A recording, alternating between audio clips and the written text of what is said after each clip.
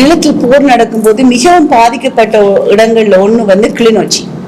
So அந்த மக்கள் வந்து ரொம்ப கவலையா சோகமா உனக்குத்தானே கொடுக்க வேண்டும் டாக்டர் பட்டம் டாக்டர் வாழ்க. ஈழத்து கலைஞர் தான், நான் ஒரு ஈழத்து தமிழச்சி தான். ஸோ எனக்கு வந்து ஆனா நிறைய இந்தியன் ஃப்ரெண்ட்ஸ் இருக்காங்க. ஸோ இது ஒரு கூட்டு முயற்சியா எப்போ செய்யணும்ன்றதுதான் என்னுடைய ஆசை.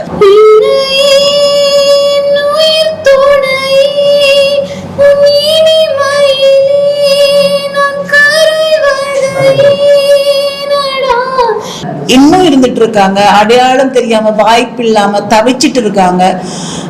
எனக்கு நிறைய லட்சியங்கள் இருக்கு. இனிமே அவங்களுக்கு அந்த இடத்தை தேடி போய் கச்சேரிகள் வைக்கிறது சரியான்ற ஒரு சிந்தனையிலையும் இவ்வளவு நாளும் கச்சேரிகள் நடக்காம இருந்திருக்கலாம். ஆனா நான் அதை உடைக்கத்தான் நான் கிளிநொச்சியை தேர்ந்தெடுத்தேன். ஹாய், எல்லோருக்கும் வணக்கம். நான் உங்க பிரபாலினி. ரொம்ப நாளுக்கு அப்புறமா நாங்க கிளிநொச்சியில ஒரு மேகா ஷோ ஒன்று செய்யறதுக்கு இங்க வந்திருக்கோம். என்னோட சேர்ந்து திரைப்பட பின்னணி பாடகர் சத்யன் மற்றும் என்னுடைய தோழி திரைப்பட பின்னணி பாடகி பத்மலதா அவங்களும் வந்திருக்காங்க. இதுல வந்து கோகுலன் மற்றும் எஸ்ஜி சாந்தன் இசைக்குழு அவங்களும் சேர்ந்துதான் இதெல்லாம் பண்றோம். So it is going to be mega show. இதுல முக்கியமான அறிவிப்பு என்னன்னா, இது வந்து என்னுடைய கிளிநொச்சி மக்களுக்காக நான் இலவசமா செய்யற ஒரு ஷோ. இது பல காலமாக கிளிநொச்சியில ஒரு நிகழ்ச்சியும் நடக்கலைன்னு நான் கேள்விப்பட்டேன். ஸோ நாங்க அங்கேயே வைக்கக்கூடாது என்றதால நாங்க வந்து கிளிநொச்சி மத்திய கல்லூரி மைதானத்துல 21ஆம் தேதி 6ஆம் மாசம், அதாவது நாளைக்கு 6:30க்கு செய்யறோம். ஸோ உங்க எல்லாரையும் நாங்க அங்க எதிர்பார்க்கிறோம். வாங்க, வந்து அட்டகாசமா சந்தோஷமா சிரிச்சு மகிழ்ச்சியா இருந்துட்டு போங்க. Sathyan please start. இது வந்து ரொம்ப ஒரு ஹாப்பியான ஒரு மூமெண்ட். ஆக்சுவலி எனக்கு வந்து ஜாஃப்னால ஷோ பண்றதுனால ரொம்ப பிடிக்கும். அதுவும் ஜாஃப்னா கிளிநொச்சி மக்கள்லாம் வந்து மியூசிக்கை பயங்கரமாக என்ஜாய் பண்ணுவாங்க. நான் பார்த்து 2-3 ஷோ வந்ததுல அவங்களுடைய உற்சாகம் வந்து டுவர்ட்ஸ் அந்த எண்ட் ஆஃப் த க்ரௌட் வரைக்கும் அவங்க வந்து ஆரவாரத்தோடய இருப்பாங்க. மறுபடியும் எந்த ஒரு வாய்ப்பில் இந்த தருணத்தில் நம்ம மக்களுக்காக பர்ஃபார்ம் பண்ணுறது நினச்சா ரொம்ப சந்தோஷமாக இருக்குது. அதுவும் என்னோட ஃபேவரட்டான ஆர்டிஸ்ட் ஃபுல்லாகவே பாரதி வந்து long time friend and Padmalatha is a fantastic phenomenal singer.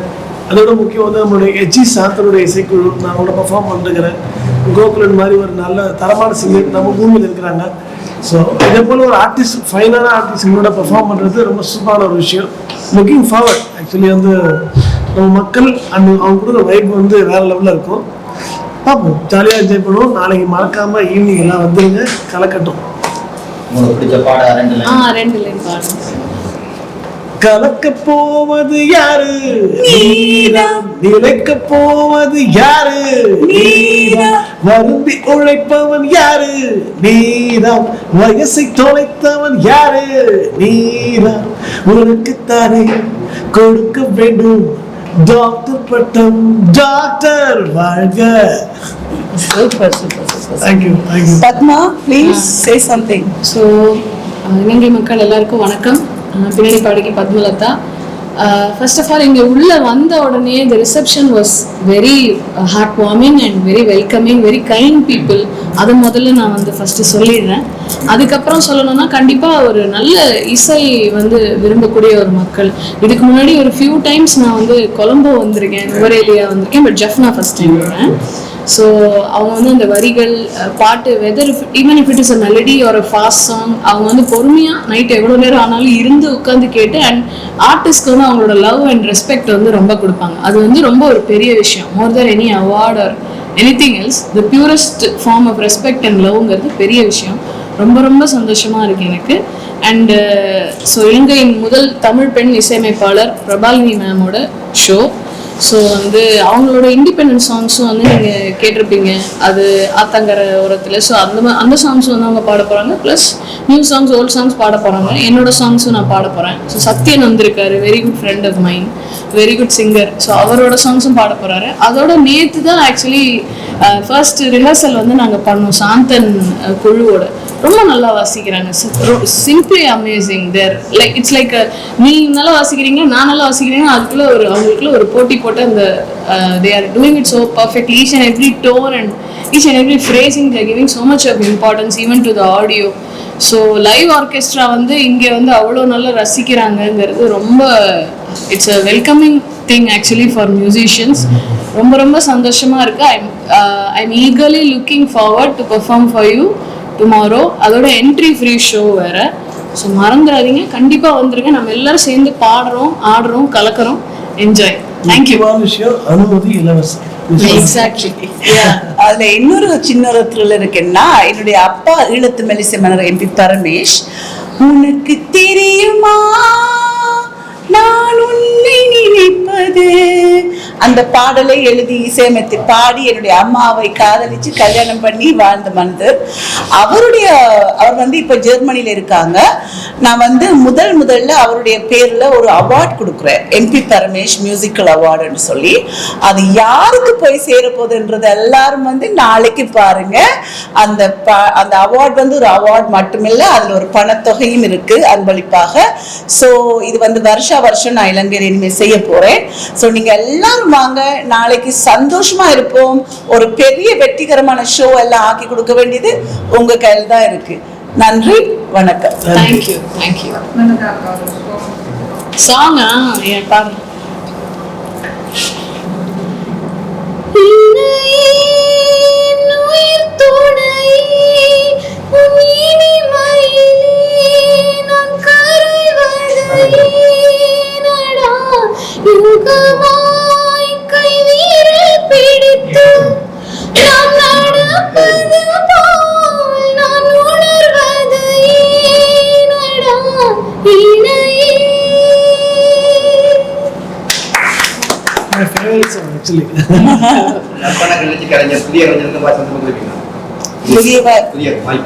வாய்ப்புகளா? ஆமா, நாங்க வந்து இந்த மேடையில மியூசிக்கை பொறுத்தவரையில எங்க பாட்டை தவிர மிச்சதெல்லாம் வந்து நான் கோகுலன் சாந்தன் இசைக்குழுண்ட கையில கொடுத்துருக்கேன். அவங்க வந்து சில இசைக்கலைஞர்களுக்கும் அந்த மேடையில புதிய பாடகர்களுக்கு பாடுறதுக்கு வாய்ப்பு கொடுக்கறதுக்கு இருக்காங்க. யாருன்னு எனக்கு பேர் தெரியல, ஆனா கோகுலன் வந்து அதை பாத்துக்கிறாங்க நாளைக்கு. ஆக்சுவலி வந்து அவங்க தான் வந்து எங்களுக்கு வாய்ப்பு தராங்க. உலகம் முழுக்க நாங்க நிறைய டிராவல் பண்ணிட்டு இருக்கோம். உலகம் முழுக்க யார் பாட்டை கேட்டு ரசிச்சு என்ஜாய் பண்றாங்கன்னு பார்த்தா அது இலங்கை தமிழ் மக்கள் தான். ஸோ அவங்க இல்லைன்னா எங்களை மாதிரி ஒரு இந்தியன் ஆர்டிஸ்டுக்கு வந்து உலகம் சுற்றுறதுக்கான வாய்ப்பே கிடைக்காது. அப்படிப்பட்ட ஒரு சூப்பரான மியூசிக் லவர்ஸ் அவங்க எல்லாருமே. அவங்க தான் எங்களுக்கு வாய்ப்பு தராங்கிறது உண்மையான விஷயம். அட் த சேம் டைம் கோகுலனுடைய ஒரு பண்பு ஒன்று இருக்குது. அவர்கிட்ட நிறைய பாடல்கள் நிறைய பேர் இருக்கிறாங்க. அவங்க எல்லாருமே கட்டாயமா ஸ்டேஜில் பாடினவங்க தான் ரொம்ப கவனமா இருப்பாரு. ஸோ நம்மளுடைய இந்த மண்ணை சேர்ந்த பாடல்களும் அந்த பாடுவதற்கு மாற்று கருத்தே இல்லை. ஆமா, இது வந்து நிச்சயமா இந்திய கலைஞர்களும் ஈழத்து கலைஞர்களும் சேர்ந்து செய்யணும். அதுதான் என்னுடைய நோக்கம். என்னுடைய அப்பா வந்து ஈழத்து மெல்லிசை மன்னர். அவர் வந்து ஈழத்து கலைஞர் தான், நான் ஒரு ஈழத்து தமிழச்சி தான். ஸோ எனக்கு வந்து ஆனால் நிறைய இந்தியன் ஃப்ரெண்ட்ஸ் இருக்காங்க. ஸோ இது ஒரு கூட்டு முயற்சியாக எப்போ செய்யணும்ன்றதான் என்னுடைய ஆசை. ஸோ நிச்சயமா அந்த வாய்ப்புகள் புதிய பாடல்களுக்கு கிடைக்கும்.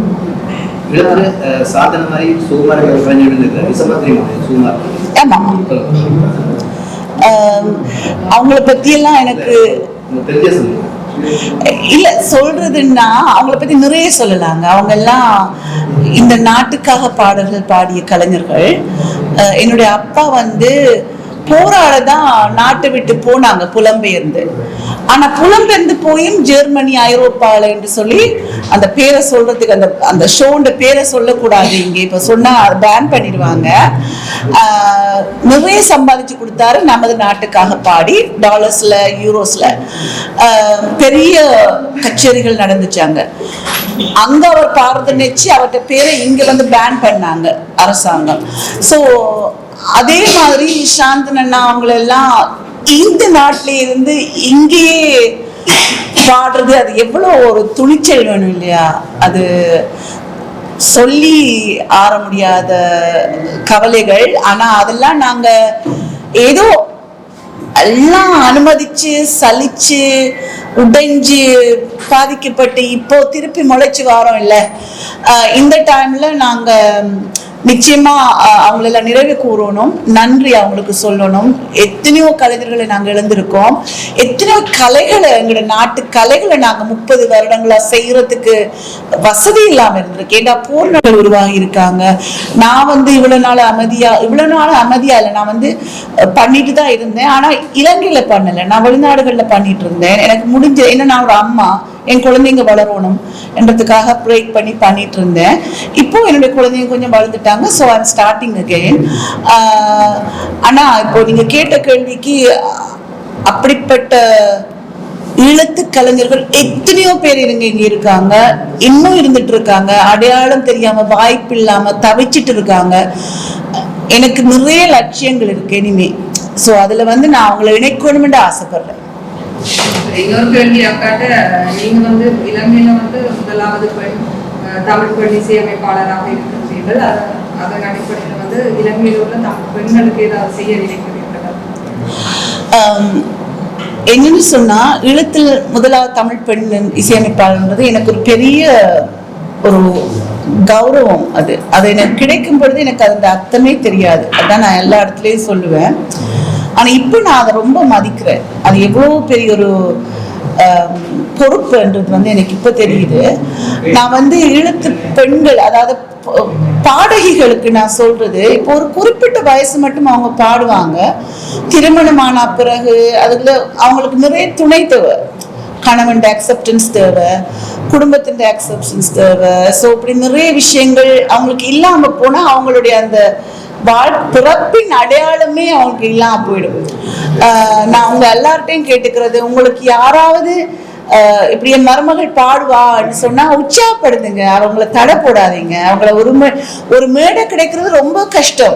அதுவும் இந்த ஊர்ல எல்லாரும் கஷ்டப்பட்டு தான் மியூசிக் செய்வோம். இங்க ஒருத்தன் மீன் பிடிக்க போவான், சாயங்காலத்துல தபலா வாசிச்சுட்டு இருப்பான். ஏன்னா மியூசிக்காலேயே வாழ்றதுக்கு இன்னும் எங்களுக்கு இங்க நிலைமை வரல, பொருளாதார சூழ்நிலை வரல. ஸோ நீங்க அப்படிப்பட்ட இந்த காலத்துல பெண்களை இன்னும் நாங்க அடக்குமுறை செய்யறது, கல்யாணத்துக்கு பிறகு பாடக்கூடாது, அதெல்லாம் உங்க கண்ணுல தான் இருக்கு, உங்க கையில தான் இருக்கு. அவங்களையெல்லாம் வளர்த்து வர்றது.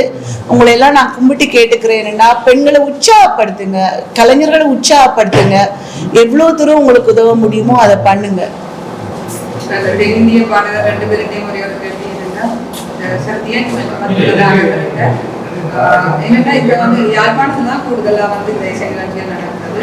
இப்ப இன்னொரு நீங்க கிளிநொச்சியில இருக்கிறீங்க, அந்த ஃபீல் உங்களுக்கு என்ன மாதிரி இருக்கும்? திருப்பி ஒரு முறை நீங்க வெற்றிக்கு யாழ்ப்பாணத்துல வச்சா நல்லா நான் நினைக்கிறேன். ஏன்னா அந்த தமிழ்நா இந்த இடத்துல எல்லாரும் அது ஒரு பிரச்சனை உருவாயிர மாதிரி.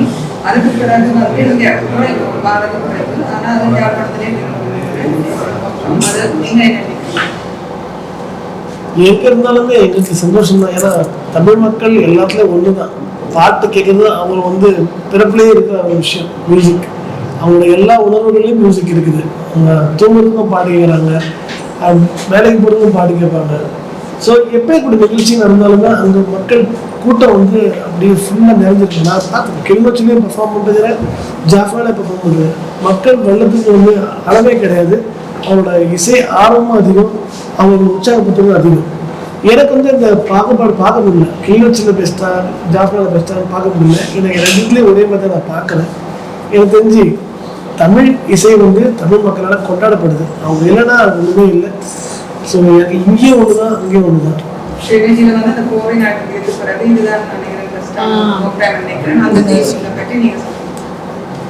ஸோ ஐ திங்க் இப்போ நல்ல ஃப்ரெஷ் மூட்ல இருப்பாங்கன்னு நினைக்கிறேன். ஏன்னா ஓப்பன் ஆகுதுல்ல இப்போ. ஸோ கண்டிப்பாக கேட்பாங்க. ஸோ சத்யன் சொன்ன மாதிரி லைக் இங்கே இருக்கிறவங்களோட இசை, அவங்களோட டேஸ்ட், அவங்களோட ஆர்வம் எனக்கு நல்லா தெரியும். ஐ ரிமெம்பர் ஆக்சுவலி ஒரு 10 days டூர் வந்தேன் ஸ்ரீலங்கா. வேற வேற இடங்கள்ல பாடினேன். என்ன பாட்டாக இருந்தாலும் இப்போ நார்மலாக சில டைம் கச்சேரி போக போக ஸ்லோ சாங் போட மாட்டாங்க, ஃபாஸ்ட் சாங் தான் போடுவாங்க. ஏன்னா இவங்க போர் அடிக்கணும். ஆனால் இவங்க என்ன சாங் போட்டாலும் கேட்குறாங்க. Even if it is a slow song and particularly நாட்டை பற்றிலாம் இருந்தால் they are so much liking it, ரிப்பீட்லாம் கேட்பாங்க. இன்னொருத்தர பாடுங்க அப்படின்வாங்க, கத்துவாங்க, விசில். ஸோ அதுதான் that's what we need, right? சும்மா ஏதோ வரோம் பாடுறோம் அது இல்லை விஷயம். இங்கே ஒன்று பண்ணலாம் அங்கேயும் ஒன்று பண்ணலாம், அடுத்து பண்ணுவோம். ஸோ அப்போ பார்த்துக்கலாம், because the response is good. நான் என்ன யோசிக்கிறேன்னா, ஈழத்தில் போர் நடக்கும்போது மிகவும் பாதிக்கப்பட்ட இடங்கள்ல ஒன்று வந்து கிளிநொச்சி. ஸோ அந்த மக்கள் வந்து ரொம்ப கவலையா சோகமா எல்லாம் இருக்கும் பொழுது அவங்களுக்கு அந்த இடத்தை தேடி போய் கச்சேரிகள் வைக்கிறது சரியான்ற ஒரு சிந்தனையிலையும் இவ்வளவு நாளும் கச்சேரிகள் நடக்காம இருந்திருக்கலாம். ஆனா நான் அதை உடைக்கத்தான் நான் கிளிநொச்சியை தேர்ந்தெடுத்தேன். அந்த மக்கள் சந்தோஷமா இருக்கணும். எல்லாரும் கேட்டாங்க, வேணாங்க ஜஃப்னால முத்தவெளியில வச்சிடலான்னு. நான் சொன்னேன், இல்லை நான் கிளிநொச்சியில் ஆரம்பிக்கிறேன், அடுத்த வருஷம் நாங்கள் முத்தவெளிக்கு போவோம்னு சொல்லியிருக்கேன். நான் இனி ஒவ்வொரு வருஷமும் இங்கே வருவேன், ஒவ்வொரு வருஷமும் ஷோ செய்வேன். இது என்னுடைய நாடு. I am so proud of this country. ஒரு ஈழத்து தமிழ் மகளா நான் வந்து இங்கே வாழ முடியலையேன்றது எனக்கு ரொம்ப கவலை இருக்கு. ஏன்னா என் பசங்க வந்து தமிழ் அவங்களுக்கு புரியும், பேச மாட்டாங்க. இங்கே வாழ்ந்திருந்தா தமிழ் தெரியும் இல்லையா? ஸோ நான் வந்து தொடர்ந்து விடாம இதை பண்ணிட்டு இருக்கிறது காரணம் இந்த கனெக்ஷன் தான். நான் ஒரு ஈழத்து மகள், எனக்கு அது இது இருக்குதுங்க, ரத்தத்துக்குள்ள இருக்கு இல்ல. ஸோ மற்றது என்னுடைய அப்பா அம்மாவோட ஈழத்து மெல்சமன் ரெம்பி பரமேஷ், என்னுடைய அம்மா சங்கீத பூஷணம் மாலினி பரமேஷ், எல்லாரும் இங்குதான் திருநெல்வேலியில தான். நாளைக்கு என்னுடைய அம்மாவுடைய 25வது நினைவு தினம், அவ இறந்துட்டாங்க. அதையும் காலையில செய்துட்டு நாங்கள் பின்னேறம் அவரோட ஆசீர்வாதத்தோட இந்த ஷோ நான் செய்யறதுக்கு போறேன். உங்க எல்லாருடைய வருகையும் அங்க தேவை. தயவு செய்து வாங்க, இலவச ஷோ. அண்ட் நாளைக்கு 21ஆம் தேதி 6ஆம் மாசம் 6:30க்கு வாங்க, கலக்கிடலாம். ஓகேயா? Thank you so much. தேங்க்யூ.